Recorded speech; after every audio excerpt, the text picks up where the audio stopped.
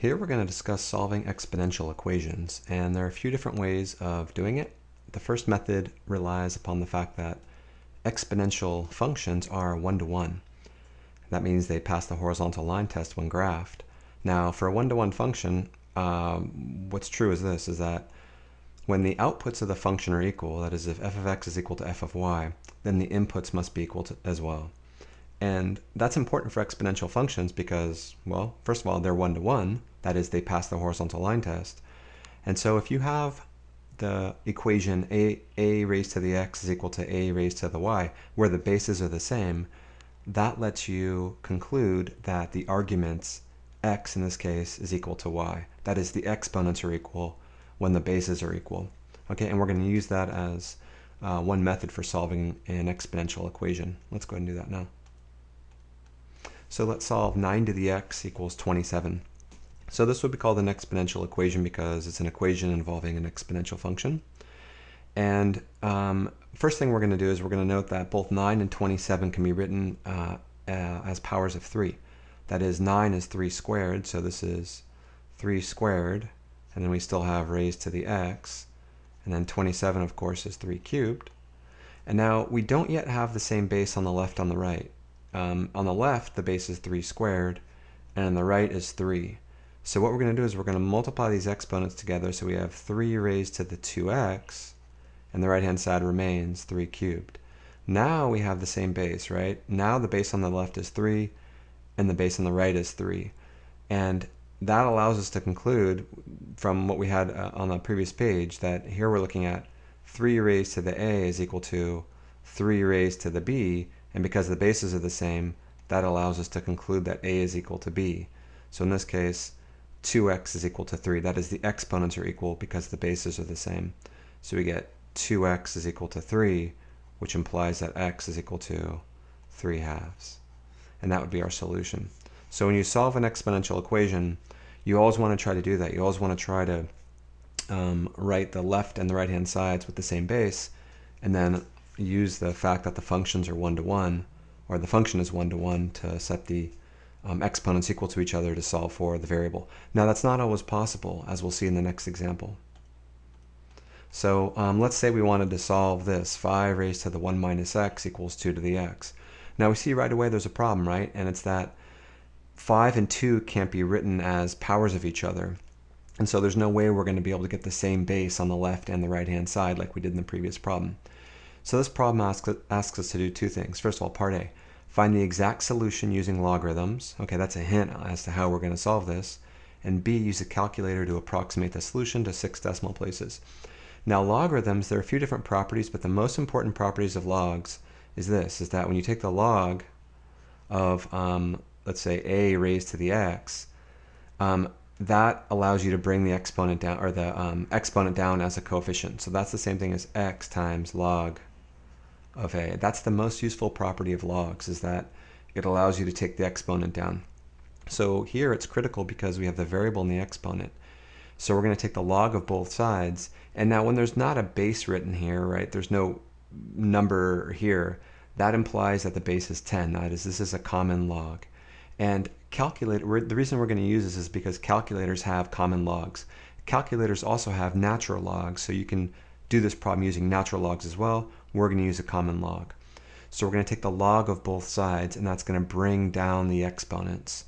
So first we're going to take the log of 5 raised to the 1 minus x, and then we're going to take the log of 2 to the x. That is the log of both sides.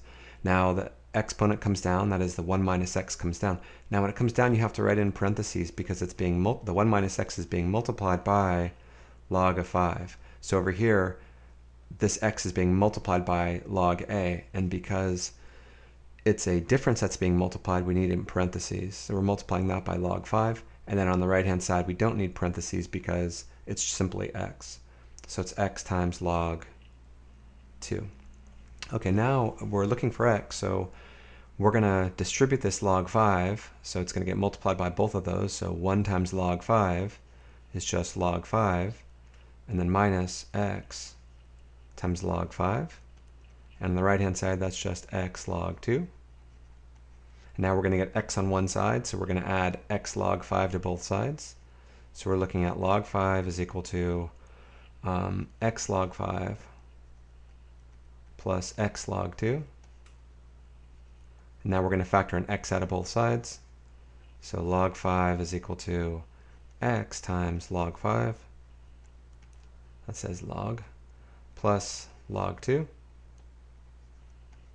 And now we're going to divide both sides by the sum log 5 plus log 2. So we're going to get, on the left-hand side, it's going to be log of 5, and then divided by that whole quantity, log 5 plus log 2. And that's our value of x. That's the answer to part A. So here's our solution, log of 5 divided by log of 5 plus log of 2. Now, of course, we really have no idea what that number is equal to just looking at it, right? It's hard to know what even log of 5 is, okay, much less that divided by log 5 plus log 2.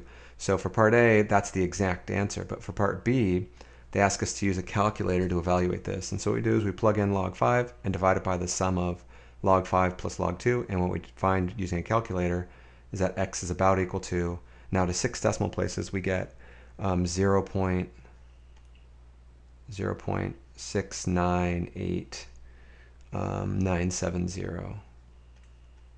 Okay, and that would be our answer for part B. This is a decimal approximation. So if you need, this is an application and you need an approximation, you'd go ahead and write out that decimal approximation. Now, before we move on, I want to point out one thing. I mentioned that I took log of both sides here. Now, you can take the common log like I did here, or you can take the natural log if you want to use that instead. Now, if you do use the natural log, what will be different? Well, nothing, except it'll be the natural log of 5 divided by the natural log of 5 plus a natural log of 2. So on the calculator, you'll do this. You'll get, let me write a little note here. If you use the natural log, you'll get this.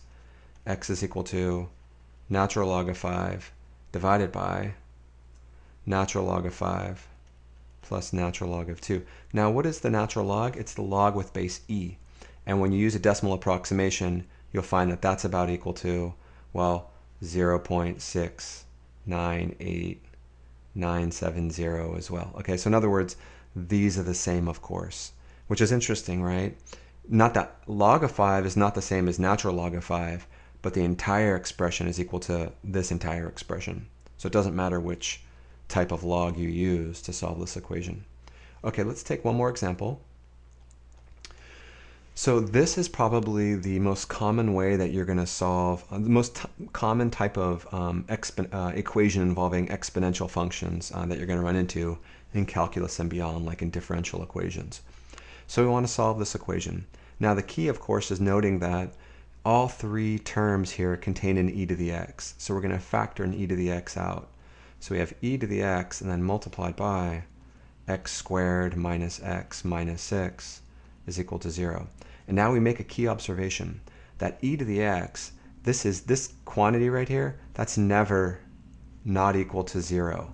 Why? Because e to the x, the range of that function is 0 to infinity, not including 0. So this factor can never be 0. But if this multiplied by that is equal to 0, it must be the case that this quantity is equal to 0, right? Because if you're multiplying two things together and you get 0, one of them's got to be 0. And if this one can't be 0, then it must be the case that that's equal to 0. And so we write that down.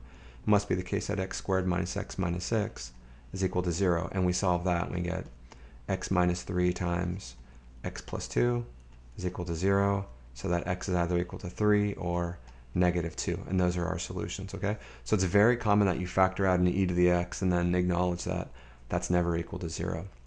Okay, so here we talked about solving exponential equations and equations involving exponential functions. Next video, we're going to talk about solving logarithmic equations. Until next time.